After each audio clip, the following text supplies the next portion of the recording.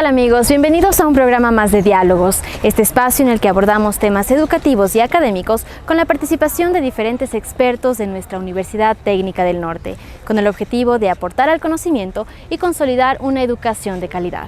Aquí empezamos.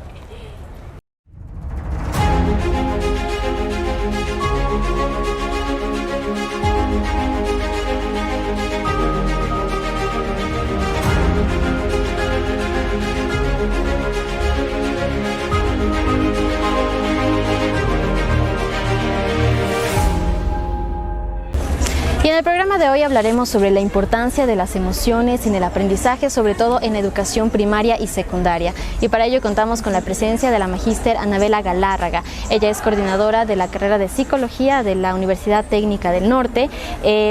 Tiene el título de psicóloga educativa y orientadora vocacional, es magíster en Ciencias de la Educación, máster en Neuropsicología y Educación, está cursando un PhD en Psicología con mención en Sistémica, Cognición y Neurociencia.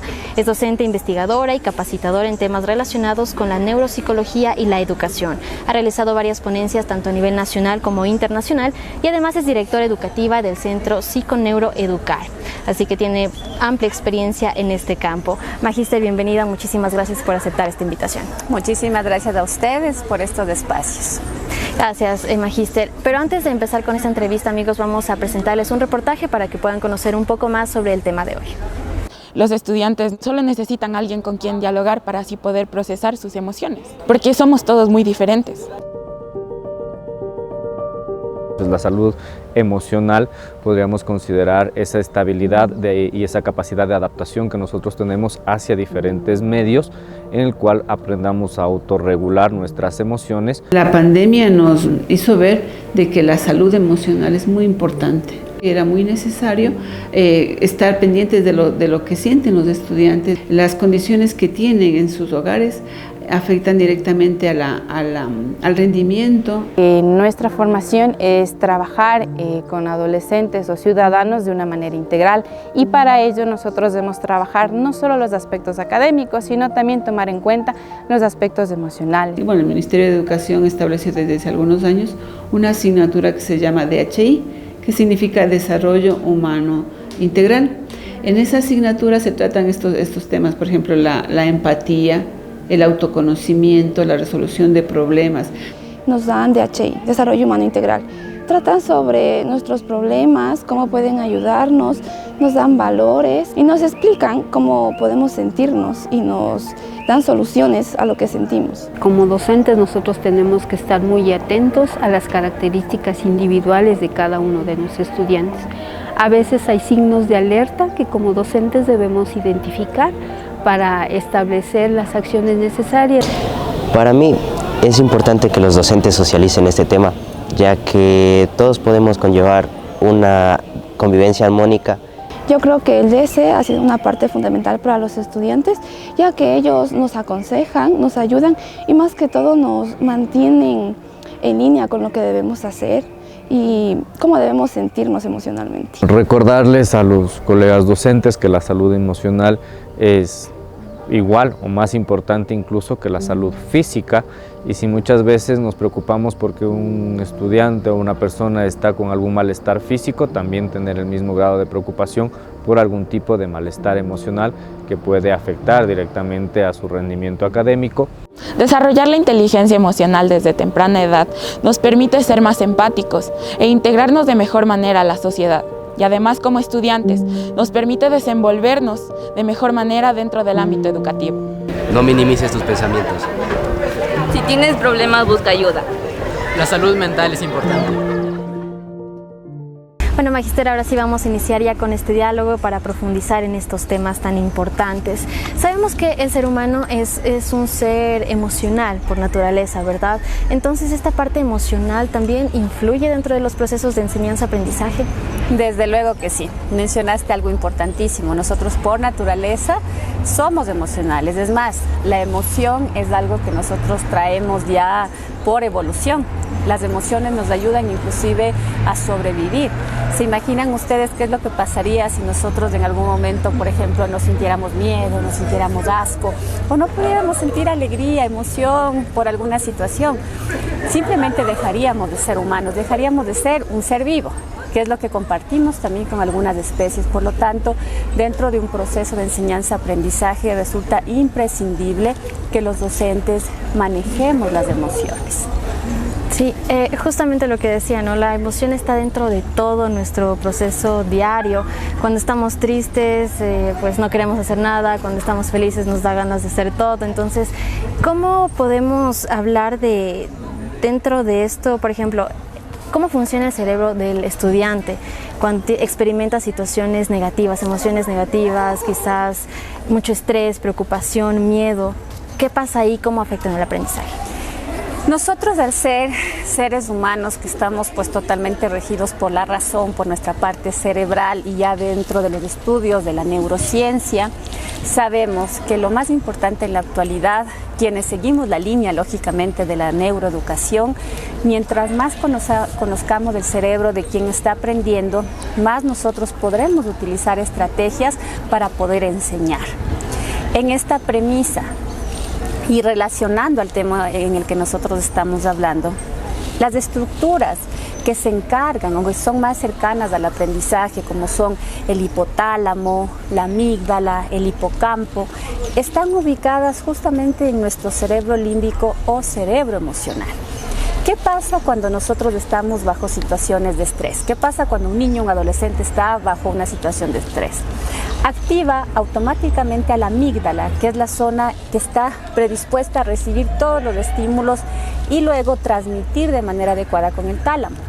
Al momento que nosotros estamos en situaciones de estrés, esta amígdala se hiperactiva, haciendo que la información que debe pasar al hipocampo, que es la estructura que se encarga de la memoria, indiscutible para el aprendizaje, se bloquee. Es por eso que situaciones de estrés crónico, situaciones de, ¿qué podemos decir?, de miedo, de ira, hace que esta amígdala bloquee esta información y por lo tanto impida este paso. He ahí la importancia de mantener estos canales a nivel cerebral activos, limpios, predispuestos. ¿Para qué? Para que se produzca en realidad aquello que nosotros creeríamos que es tan sencillo como aprender, pero cada vez que estudiamos más el cerebro de quien aprende, pues entendemos que es un proceso mucho más complejo del que creemos. Y en este caso, por ejemplo, los docentes, ¿cómo podrían hacer para detectar cuando existen ciertos problemas emocionales en algún estudiante, o cómo se puede hacer para manejar esto y que no le afecte tanto en su proceso de aprendizaje? Esta es una excelente pregunta. Algo que siempre trabajo con mis estudiantes, que tengo la oportunidad de educar en el ámbito de psicología educativa, algo que siempre sugiero es la necesidad de orientar al docente frente a la responsabilidad que tiene cuando un niño o un adolescente llega a un entorno educativo. Recordemos que el entorno educativo se supone que es un entorno seguro, en donde tenemos que colaborar en este proceso de desarrollo de la emoción y de la identificación de ciertas situaciones que podrían estar en riesgo. Los docentes deberían estar preparados, deberían tener la voluntad, bajo la vocación que les ampara, que les cobija, para poder entender y comprender. Hay muchas alertas que nuestros estudiantes nos pueden dar. Inclusive la Organización Mundial de la Salud ya menciona que un factor de riesgo es de por sí ser niño o adolescente. Claro. Y hay muchos indicadores, tanto físicos, conductuales, que a nosotros nos indican para saber que un chico podría estar teniendo un problema a nivel emocional. Físico, pues lo más evidente, ¿no? Cuando nosotros encontramos golpes, en el parte comportamental, cuando el cambio es bastante brusco y es notable. Pensemos, un niño que antes hablaba mucho, que tenía muchísimos amigos y de repente se aísla. ¿Qué es lo que sucede? No podemos dejar de pensar que esta es una alerta a nivel emocional. En el rendimiento académico, iba muy bien, y va al ritmo y de repente empieza a retroceder. Estos son signos de alerta que el docente debería estar atento para poder identificar si existe o no la presencia de un factor emocional que está impidiendo que se produzca el proceso de enseñanza-aprendizaje. Claro, y es que a veces también sucede, ¿no?, que hay estudiantes que quizás son un poquito molestosos o un poco dejados por alguna situación que el docente no conoce y el docente piensa que no, es que es así, no le gusta la materia o quizás entonces se deja de lado esto, ¿verdad? Algo necesario e importante ahorita mencionar con la pregunta que me haces, en 1996, imagínate, no es hace muchos años, se descubre recién la existencia de neuronas de espejo. Las neuronas de espejo en los estudiantes tienen una influencia terrible frente a la actitud que el docente tiene frente a ellos. Es más, está comprobado que cuando un docente tiene buena predisposición, buena actitud y sobre todo tiene buenas expectativas de su estudiante, este estudiante tiene mucha más probabilidad de rendir a nivel académico. ¿Ya? En este sentido, considero que parte para identificar este tipo de cosas y no dejar escapar aquello que podría ser que no me doy cuenta es la empatía. Y la empatía es una habilidad que todos los seres humanos también la tenemos por naturaleza. Al momento que nosotros activamos nuestra empatía, podemos identificar, inclusive imagínense a nivel cerebral, lo que le digo, ¿no?, a través de nuestras neuronas de espejo, si una persona está teniendo algún tipo de dificultad para quitar la etiqueta. Hace años atrás lo único que los docentes, lastimosamente, pues algunos docentes podían hacer es etiquetar a un estudiante. Este estudiante es vago, este estudiante es dejado, este estudiante es malcriado. Pero ahora nosotros sabemos con la psicología en la educación que detrás de un estudiante malcriado, detrás de un estudiante vago, hay muchas condiciones de vida que los docentes no deberían ponerse una venda o no deberían invisibilizar esta situación, sino más bien preocuparse dentro del proceso de detección, que es donde a ellos les compete, y luego guiarse en los departamentos de consejería estudiantil para saber cuál es el debido proceso para que se pueda trabajar con estos estudiantes. Claro, y justo esto que mencionaba usted sobre la actitud del docente en el aula, ¿no?, que activa estas neuronas espejo y como que se ven reflejadas estas emociones también en los estudiantes. Hay situaciones en las que los niños dicen, no me gusta tal materia, no, o les va mal en esta materia. Eso también se debe al docente, justamente, en muchos casos. En muchos de los casos se debe a la actitud que el docente muestra frente a su cátedra, frente a su asignatura. Estados de bienestar, en donde ahora sí tenemos esa responsabilidad los docentes, crear un clima educativo que sea adecuado, un ambiente adecuado, genera mejores procesos de aprendizaje. Mientras más se bloquee esto, mientras la actitud del docente sea menos, ¿qué podríamos decir?, menos afectiva, el estudiante también va a bloquear, lo que les decía hace un ratito. O sea, ¿qué es lo que va a pasar? El estudiante va a estar temeroso. Entonces su amígdala impide que pase la información al hipocampo. Y en ese momento es como que el estudiante está presente y lo que nosotros decimos, está presente en cuerpo, pero no sabemos su mente en dónde está. Quizá está preocupado de que el docente está enojado, de que tengo recelo, quiero que pase rápido el tiempo. Y no estoy realmente en lo que debería estar allí. Entonces sí, nosotros debemos tener una actitud que sea positiva frente a nuestros estudiantes. Con esto no quiero decir que vayamos a un paternalismo extremo, ¿no? Claro. En donde nosotros tengamos que tener una actitud... Todo en equilibrio, ¿no? Todo tiene que ser equilibrado, tiene que existir desde luego el respeto, deben existir reglas adecuadas, pero siempre recordando que nosotros estamos trabajando con seres humanos a quienes debemos nuestro tiempo. Así es, Magíster. ¿Usted considera de manera general en nuestro sistema educativo, en las escuelas, en los colegios, cree que los docentes tienen el suficiente conocimiento acerca de esto y están capacitados para manejar este tema de las emociones dentro del aula? Bueno, lastimosamente si vamos a sistema como sistema educativo en nuestro país, inclusive cuando tuve la oportunidad de trabajar en el rediseño de la carrera hace algunos años atrás, se hizo también el análisis de carreras de educación, porque pertenecemos a la Facultad de Educación. Y en ese análisis se observaba que hablemos de unos 4 o 5 años atrás, hasta hace unos 4 o 5 años atrás, no existía en la malla curricular asignaturas que tenían que ver con este tipo de cosas. Entonces, claro, si vamos de esa situación, quizá muchos docentes nos van a decir que desde su formación no están preparados. Pero repito algo que mencioné hace un momento. La vocación. Aquí viene la vocación, aquí viene la corresponsabilidad frente al hecho de no quedarme en el sitio donde empecé. Nosotros, al ser educadores, tenemos que evolucionar con nuestros estudiantes.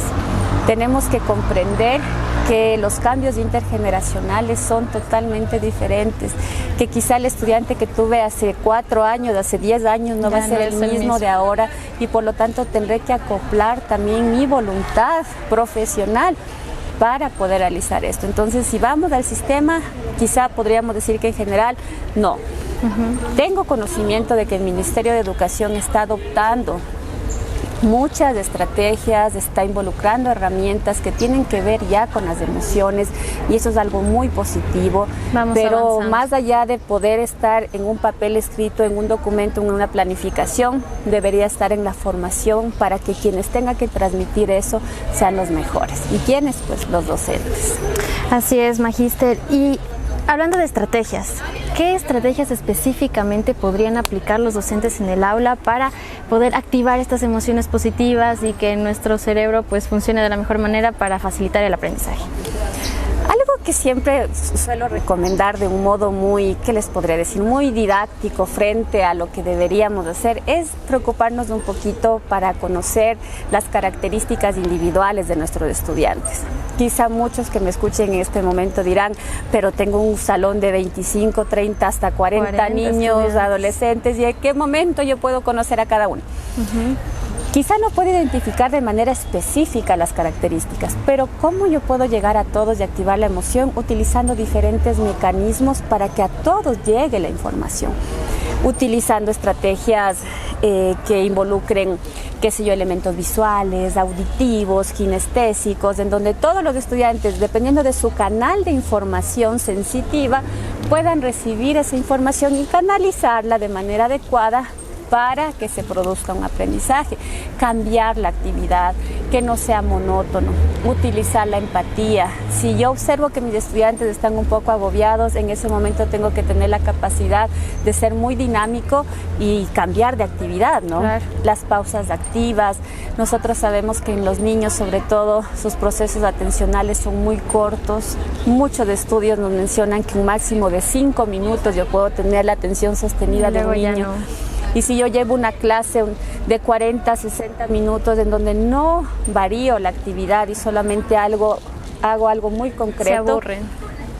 Claro. Se van a aburrir, y ahí es cuando vienen las malas interpretaciones de los niños hiperactivos, de los niños con déficit de atención. Y en muchos de los casos quizá es la estrategia que no estoy utilizando de manera adecuada. Material concreto para trabajo con niños, explorar, investigar. Los niños son curiosos por naturaleza y necesitan hacer eso. Con los adolescentes igual. El adolescente y el niño aprende por emoción. Ya. ¿Y cómo despertamos la emoción en el niño? Material concreto. ¿Cómo despierto la emoción en el adolescente? Por la experiencia. Justamente esa era mi otra pregunta, ¿no? Porque es fundamental que los docentes también conozcan cómo funciona nuestro cerebro, cómo aprendemos, cómo aprenden los niños, los jóvenes y los adolescentes, porque es diferente cada uno. Claro que sí. Otra parte importante de autoeducación, llamémoslo así para los docentes, es conocer las etapas de desarrollo. Y ahora, hilando un poquito más fino, quizá conocer las etapas de neurodesarrollo.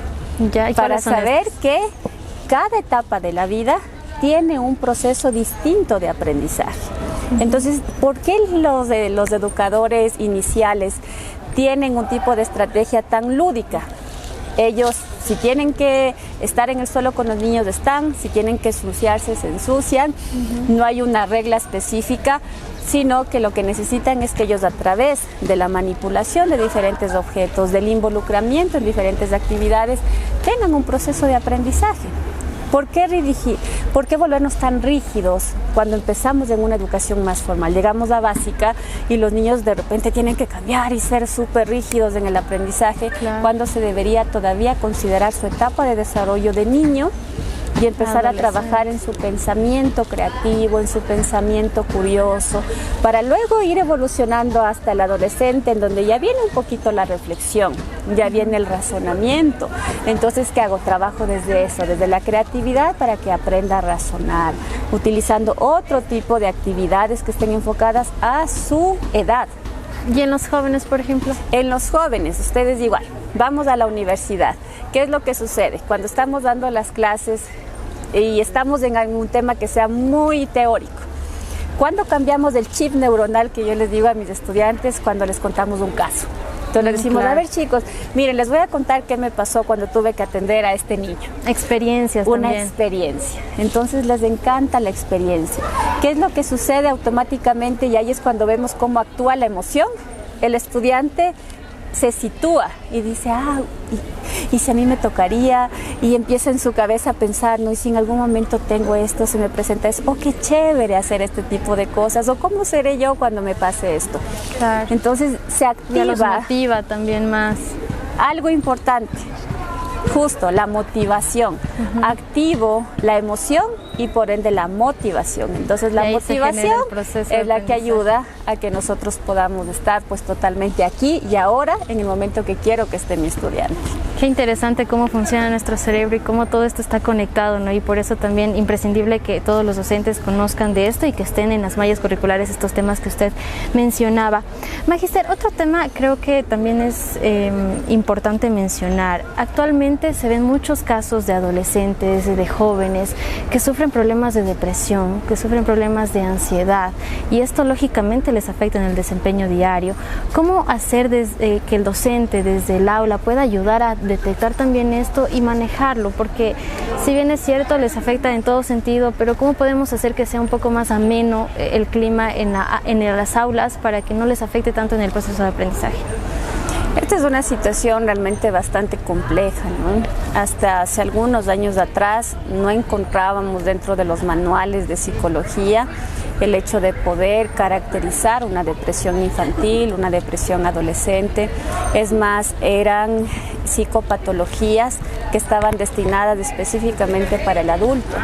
Ya. Y cómo ha evolucionado la sociedad, que inclusive ahora pues niños y adolescentes están sufriendo procesos psicopatológicos que todavía no les debería pertenecer.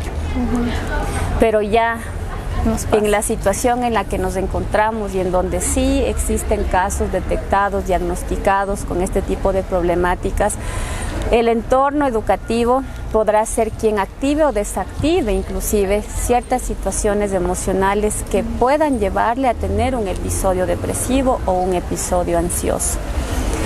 El ambiente educativo debería ser un lugar en donde el niño pueda desarrollarse a libertad.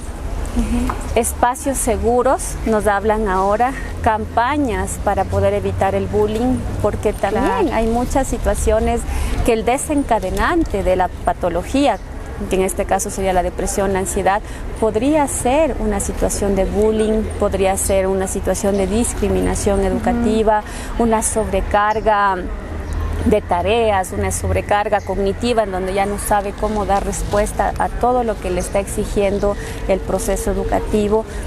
Este tipo de cosas son visibles. Se mira a un estudiante cuando está a punto de colapsar, cuando vemos que está sobrecargado de cosas, cuando, como hace un momento decía, un signo de alerta emocional se reprime o explota. Entonces son cosas que se pueden detectar y que lógicamente viene ahí la corresponsabilidad de la institución educativa para que pueda guiar al padre de familia, para que el padre de familia tome la mejor decisión frente a cuál sería el proceso, en este caso ya terapéutico, para que pueda mejorar esto. No podemos nosotros decir que, ay no, simplemente está triste, ya la de pasar es la edad. No. La edad del burro. O está súper rebelde, está súper explosivo, es la edad, dejemos que pase. Sí, hay características que son, no me gusta utilizar mucho este término, ¿no? Pero que son normales, o son adecuadas, pero hay otras que son extremas. Y ahí es donde nosotros tenemos que estar atentos para que estos extremos no lleven a situaciones que más adelante inclusive puedan llevar a algo más grave, ¿no? Como un intento autolítico o alguna situación así. Es una situación sumamente complicada.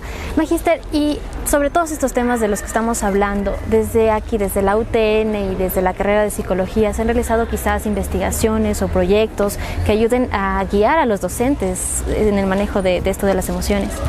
Sí, justo ahora estamos con un proyecto muy bonito, nuestro proyecto de vinculación de la carrera de psicología está enfocado en intervenir en los procesos socioemocionales. Hace algún tiempo atrás el Ministerio de Educación, entendemos, está aplicando una herramienta para detectar factores de riesgo socioemocional. Y estas evaluaciones, ¿qué es lo que pasa? Están tratando de descubrir si el estudiante tiene algún proceso justo emocional, a nivel emocional, si algo está afectando su desarrollo como estudiante. Nosotros, ¿qué es lo que hemos propuesto a las instituciones educativas? Algunas instituciones, porque lastimosamente no podemos cubrir a todas, pero en donde por un diagnóstico situacional se han encontrado más factores de riesgo, entrar con propuestas ya directamente para trabajo con talleres, charlas, foros, actividades enfocadas a que los estudiantes puedan mejorar estas dificultades socioemocionales que se encontraron a través de la aplicación de la prueba del Ministerio de Educación. Entonces se trata de un poquito subsanar o tratar de guiar, de psicoeducar, que es algo importantísimo, a estudiantes, padres de familia, docentes, para trabajar desde la prevención y promoción de la salud mental, que es para lo que están preparándose nuestros estudiantes. De ahí hemos hecho investigaciones también referente a este tema. Tratamos de cambiar un poquito el esquema, de tratar de, cuando nos invitan a una institución educativa a dar una charla, pues siempre hablarles de la importancia de la emoción en el aprendizaje. Sensibilizarles al respecto. Sensibilizarles al respecto. Inclusive, no solamente la emoción del estudiante es la importante, sino la emoción del docente. Si el docente está en un estado emocional poco adecuado, ¿cómo nosotros podemos pretender que pueda transmitir algo adecuado al niño? Entonces es un trabajo continuo. Lo mismo pasa en las casas. Si en la casa no hay armonía, si existen muchos problemas, también cómo pretendo que el hogar le dé un entorno seguro a este niño, a este adolescente. Es un cambio realmente a nivel social, en donde tengamos que comprender que así como es importante ir al médico cuando tengo alguna dolencia de mi cuerpo, también es importante ir al psicólogo cuando yo puedo tener esa necesidad a nivel emocional. Justo eso, Magíster. Quizás finalmente un mensaje que usted quisiera enviar a la comunidad educativa, porque no son solo los docentes, sino también, como usted mencionaba, la sociedad en general, para que se tome más importancia a esta parte emocional. Se habla muchas veces de una educación integral, pero se suele dejar de lado esta parte psicológica, emocional de los estudiantes. Entonces, quizás un mensaje para ellos, para que se pueda ir mejorando estos procesos de aprendizaje y tener una educación integral real y de calidad. Yo creo que lo primero que les puedo pedir es que no perdamos la fe, o sea, que no perdamos la esperanza, porque a veces cuando estamos en un entorno educativo creemos o consideramos que todo está perdido y decimos, pero ¿qué puedo hacer si el sistema está así? ¿Qué hago si ya las cosas se dan de este modo?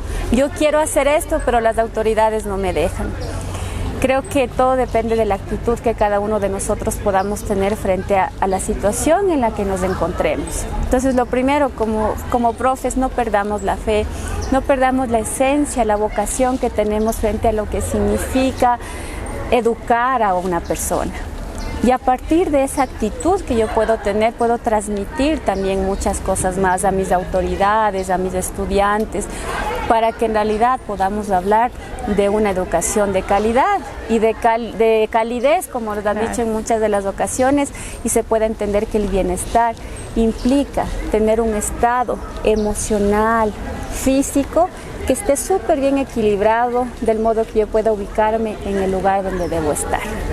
Así es, Magíster, muchísimas gracias. Un tema sumamente importante, creo yo, interesante también, así que le agradecemos por habernos acompañado, compartir con nosotros este tiempito y también todo su conocimiento. Gracias a ustedes y espero pues que sigamos teniendo estos espacios para poder llegar a más personas y que el mensaje se entienda, ¿no? De que podemos hacerlo si tenemos esa actitud para poder llegar. Así es, Magíster, muchísimas gracias. Amigos, hemos llegado ya a la parte final de este programa, pero nos estaremos reencontrando en una próxima emisión de Diálogos.